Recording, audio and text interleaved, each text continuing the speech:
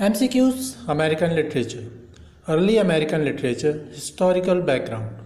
Top 55 MCQs for UGC NET, JRF, CSS, SET and pre-PhD entrance exams. Hello and welcome to the discourse. Today we will revise the early American literature, the historical perspective and background of the English literature of early America. The modus operandi will be a series of top 55 multiple choice questions. This question series will offer complete revision of early American literature for students preparing for UGC NET, JRF, SET, CSS, pre-PhD entrance exams of various other competitions. So let's begin with the first question. Question number 1 is, Christopher Columbus landed on American mainland in 1496. It was his option A first attempt, option B second attempt, option C third attempt and option D fourth attempt. The correct choice is B. Columbus reached the shoreline of America and visited many islands in 1492, but he reached American mainland in 1496 during his second attempt. He made 4 voyages. Question number 2 is, what was American dream during the 17th century? Option A. It was woven around the idea of a lost paradise of golden age characterized by abundance, absence of war and absence of toil. Option B is, it was a Christian myth which was adopted by the Western. Option C. Lost Garden of Eden. And option D. The land promised to Moses. The correct choice is A. American dream during the 17th century was woven around the idea of a lost paradise. Question number 3 is, the Puritans migrated to America for option A, establishing their own church after being hounded out of England for their uncompromising non-conformity. Option B, getting away from their home for religious freedom. Option C, jealousy of religious nature at times because of intolerable in their own homelands. And option D is seeking salvation in God's own land. The correct answer is A. Puritans migrated to America for establishing their own church because they were hounded out of England for their uncompromising non-conformity. Question number 4 is, the Puritans believed in option A, man being bad needed total dedication to God. Option B, inherent sinfulness of man. Option C, there being elected people who will be redeemed. And option D, simplicity of worship, scripture reading and prayer. The right choice is A. Puritans believed in man being bad needed total dedication to God. Question number 5 is, which statement describes the Puritans best? Option A, Protestants who believed in the teaching of John Calvin. Option B, not satisfied with the establishment of Church of England, Anglicans. And option C, Christians who believed that they alone had found the truth as revealed in the Bible. Option D is the chosen few who had been led to the promised land. The correct choice is B. Puritans can be described as those who were not satisfied with the establishment of the Church of England. Question number 6 is, what is ironical about the American Puritans? Option A, the Puritans became Puritans. Option B, in the name of reason, they rejected the notion of innate depravity of man.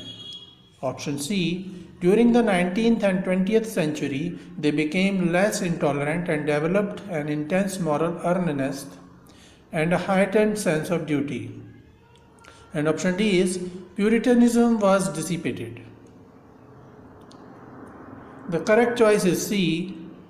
The ironical thing about the American Puritans is that during the 19th and 20th centuries, they became less intolerant and developed an intense moral earnestness and a heightened sense of duty.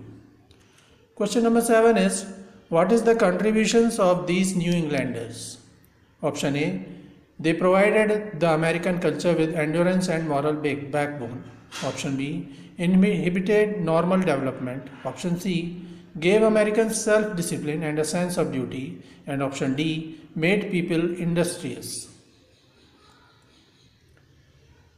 The correct choice is A. The contribution of New Englanders was that they provided the American culture with endurance and moral backbone. Question number 8 is, which part of American Puritans made their home? Option A is East Coast, option B Massachusetts and Connecticut, and option C New England, option D is Virginia. The correct choice is B. Puritans made their home in Massachusetts and Connecticut. Question number 9 is, how did the Puritans change the American way of life? Option A.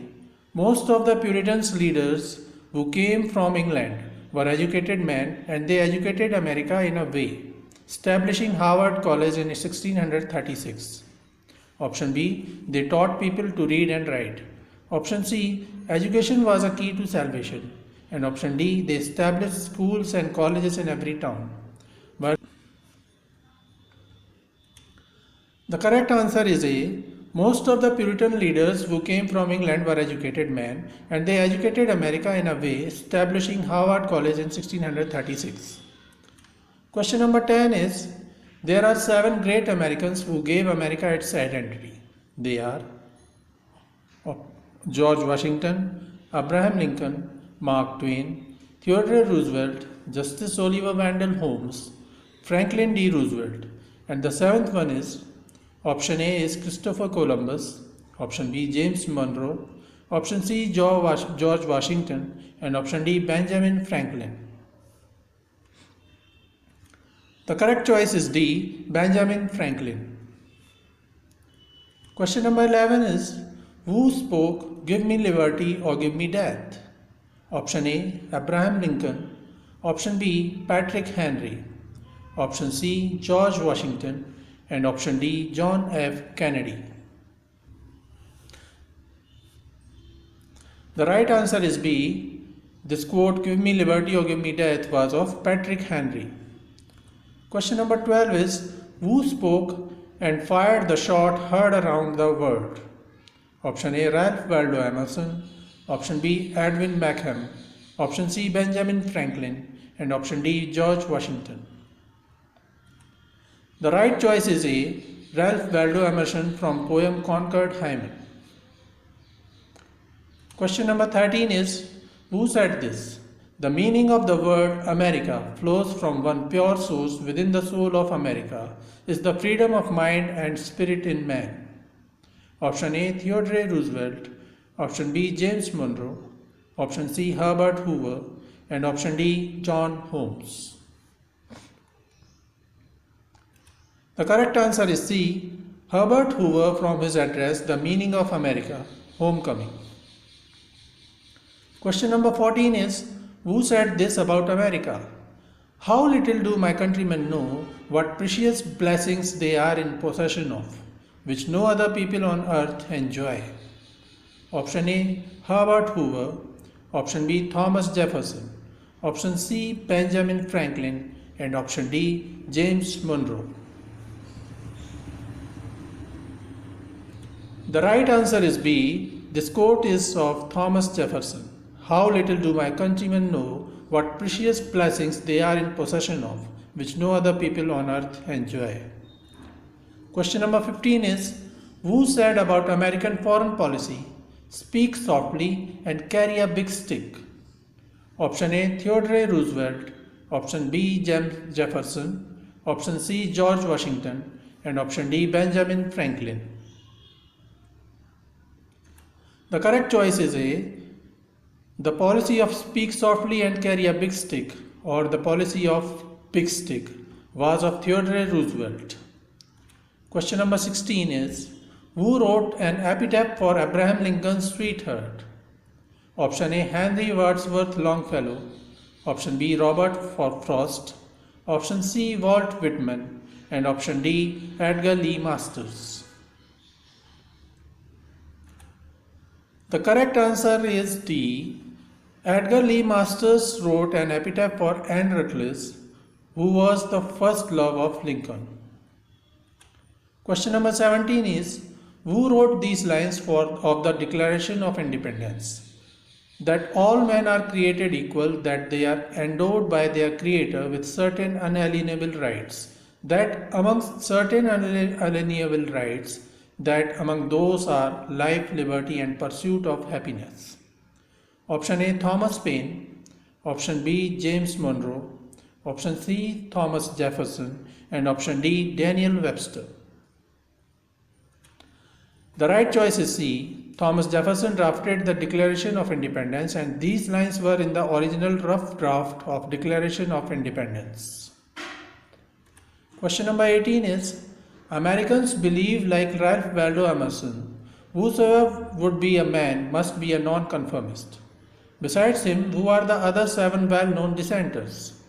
John Quincy Adams, Horace Mann, William Lloyd Garrison, Oliver Wendell Holmes, John Dewey, Robert Frost, and the 8th is option A, Henry David Thoreau, option B, Walt Whitman, option C, Abraham Lincoln, and option D, A.N. Whitehead. The right answer is A, Henry David Thoreau. He believed whosoever would be a man must be a nonconformist, and he was a strong dissenter. Question number 19 is, Enlightenment in America was concerned with option A, the world and life after death. Option B, this world and man's natural powers. Option C, the supernatural. And option D, religious awareness. The right choice is B. Enlightenment in America was concerned with this world and man's natural powers.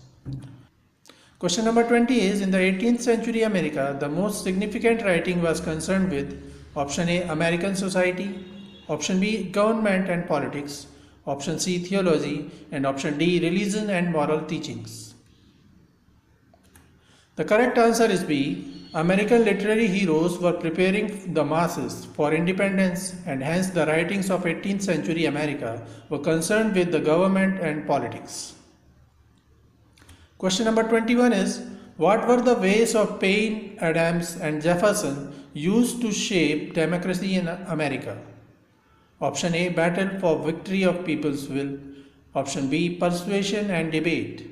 Option C, advocating natural right of man to rule. And option D, divine right of kings to govern with people's representatives. The correct answer is B. The way of Paine, Adams, and Jefferson was persuasion and debate. Question number 22 is, which world event helped most the struggle for independence in America? Option A, insensitivity of British towards the English migrants settled in America.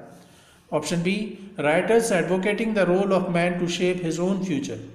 Option C, emergence of rationalism. And option D, French Revolution.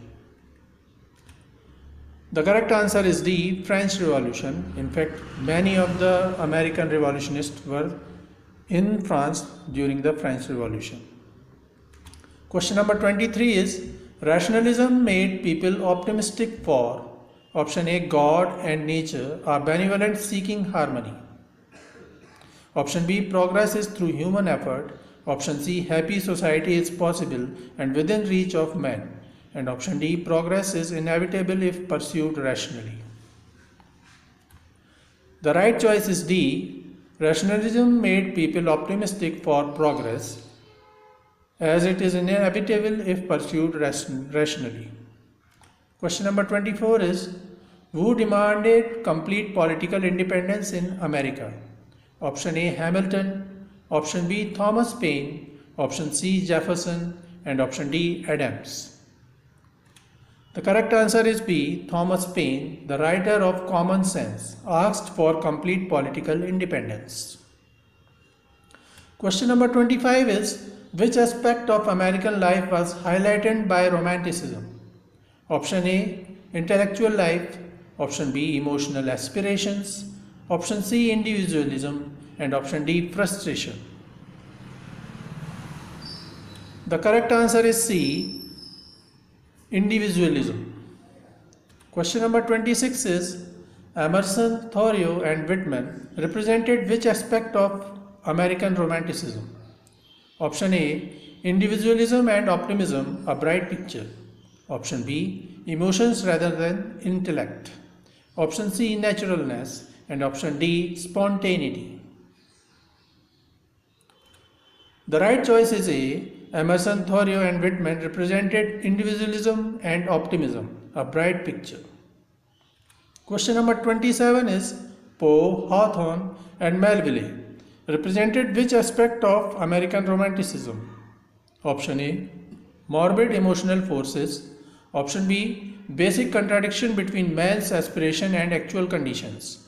Option C, no faith in the possibilities of social reforms and developments. And option D, problems of isolation, liabilities of individualism, pessimistic, a dark picture. The right answer is D. Poe, Edgar Allan Poe, Nathaniel Hawthorne, and Herman Melville represented problems of isolation, liabilities of individualism, pessimistic, a dark picture. They were dark romanticists of America. Question number 28 is Washington Irving and James Fenimore Cooper were option A, among the first great American writers. Option B, champions of American institutions. Option C, federalist in conviction. And option D, 18th century writers infused with 19th century romanticism. The correct choice is A. Washington Irving and James Fenimore Cooper were among the first great American writers. Question number 29 is Transcendentalism was developed in and by option A, Boston, option B, New England radicals, option C, conservatives, and option D, the Brahmins. The correct answer is A. Transcendentalism was developed in and by Bostonian. Transcendentalism was a natural offshoot of Unitarianism which was initiated in Boston. Question number 30 is American Transcendentalism stands for option A, romantic distrust of the intellect and exaltation of intuition. Option B, reality can be apprehended through spiritual insight. Option C, German philosophers and English interpreters. And option D, metaphysical justification. The correct choice is A. American Transcendentalism stands for romantic distrust of the intellect and exaltation of intuition. Question number 31 is some of the important members of Transcendentalist group are option A, Hawthorne, option B, Melville, option C, Ralph Waldo Emerson and Henry David Thoreau, and option D, Walt Whitman. The right answer is C, Emerson and Thoreau.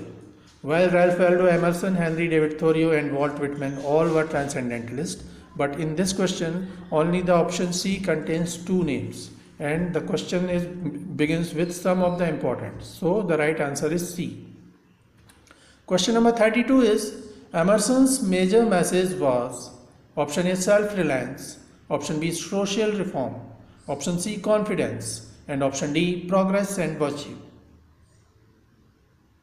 The right choice is A. Self-reliance was the major message of Emerson. Question number 33 is Henry David Thoreau believed in option A, non-conformism, option B, philosophical anarchism, option C, self-denial, and option D, rugged and uncompromising New Englanders. The correct answer is A. Henry David Thoreau believed staunchly in non-conformism. Question number 34 is Thoreau lived the life of a hermit and wrote a classic named option A, Concord, option B, Walden, option C, The Scarlet Letter, and option D, Autocrat of the Breakfast Table. The correct answer is B. Thoreau lived in isolation as a hermit in Concord and wrote Walden. On the other hand, the Concord hymn was written by Ralph Waldo Emerson. Question number 35 is the conservative New Englanders generally belong to option A, Harvard, option B, Cleveland, option C, Philadelphia, and option D, Virginia. The right choice is B. The conservative New Englanders generally belong to Cleveland. Question number 36 is, the conservatives among the New Englanders disapproved of the transcendentalism and option A, trusted intellectualism, option B, believed in genteel tradition, option C, were generally Unitarians, mercantile oligarchy, and option D, adhered to the traditional values of Boston. The right answer is C. The conservatives among the New Englanders were generally Unitarians, mercantile oligarchy. Question number 37 is, some of the significant conservatives are option A, Emerson, option B, Thoreau, option C, Henry Wadsworth Longfellow and Nathaniel Hawthorne, and option D, Edgar Allan Poe. Right choice is C. Henry Wadsworth Longfellow and Hawthorne both were significant conservatives. Question number 38 is, some significant New Yorkers are option A, Fenimore Cooper, option B, Herman Melville and Walt Whitman, option C, Longfellow, and option D, Nathaniel Hawthorne. The right answer is B. Herman Melville and Whitman both are New Yorkers.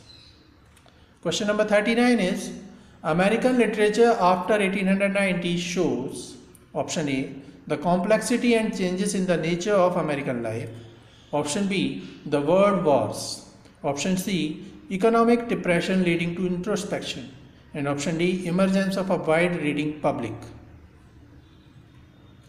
The correct answer is A. American literature after 1890 shows the complexity and changes in the nature of American life.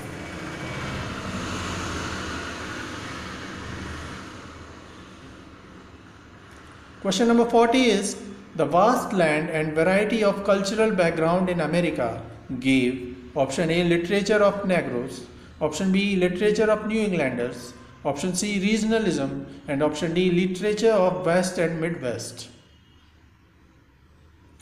The correct choice is C. The vast land and variety of cultural background in America gave rise to regionalism. Question number 41 is, during 1890 to 1965 period, what other factors aided in a new American culture and life? Option A, education, schools and universities. Option B, leisure. Option C, scientific advancements. And option D, economic prosperity.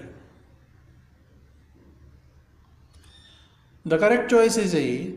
Education, schools and universities were the factors that aided new American culture and life during 1890 to 1965 period.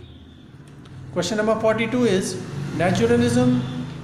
Question number 42 is, naturalism brought to American literature. Option A, man in his natural habitat. Option B, scientific objectivity and man's natural passion and instinct. Option C, romantic nostalgia. And option D, modification of realism.